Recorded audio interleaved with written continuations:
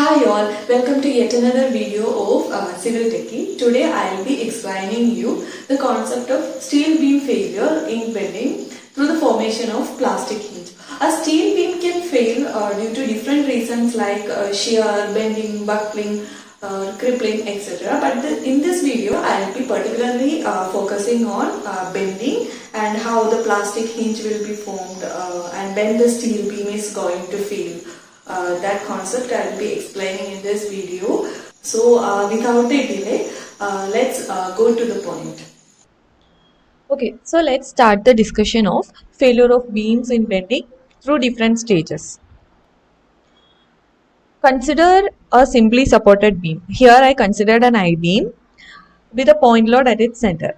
Now this will be the deformed shape of the beam, and you know very well the maximum bending moment will be at the center, and above the neutral axis it is the compression zone, and below the neutral axis it is the tension zone, and topmost fiber will be under extreme compression and bottommost fiber will be under extreme tension. Now if I consider the stress distribution for this particular load case, here I am giving a load which is very less, so that even yield stress is not developed at all and this at this section. Okay, so if I consider the stress distribution, above the neutral axis it is the compression zone and below the neutral axis it is the tension zone, and the extreme fiber has developed the maximum tension and compression, but the maximum stress developed is less than the yield stress. That means the beam is well within the elastic limit and the beam will behave elastic. If I remove this P1 load from this beam, this deformed shape will go back to its original straight position. Now, I am increasing the load from P1 to P2. P2 is a load such that the extreme fibers has developed yield stress. That means the maximum stress developed is yield stress, and still the beam is behaving elastic. Only extreme fibers has developed yield stress, and the stress distribution is linear. Here also, if I remove this load P2, the deformed shape will go back to its original state,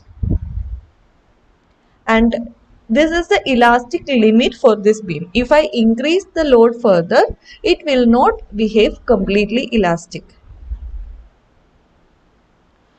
Now I increase the load further to P3. P3 is greater than P2.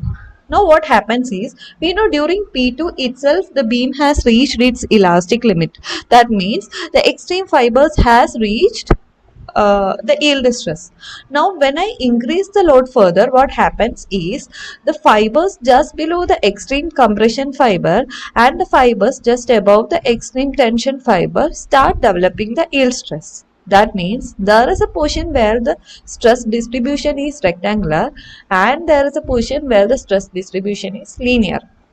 This particular portion where the stress distribution is rectangular will act as plastic, and where stress distribution is linear will act as elastic. So ultimately what happens is, when this beam will behave partially elastic or partially plastic. That means when I remove this P3, the beam, the deformed shape will not completely go back to its original straight state. There will be a slight bend due to its partial plastic behavior, but it will go back slightly to its original position due to its slight elastic behavior.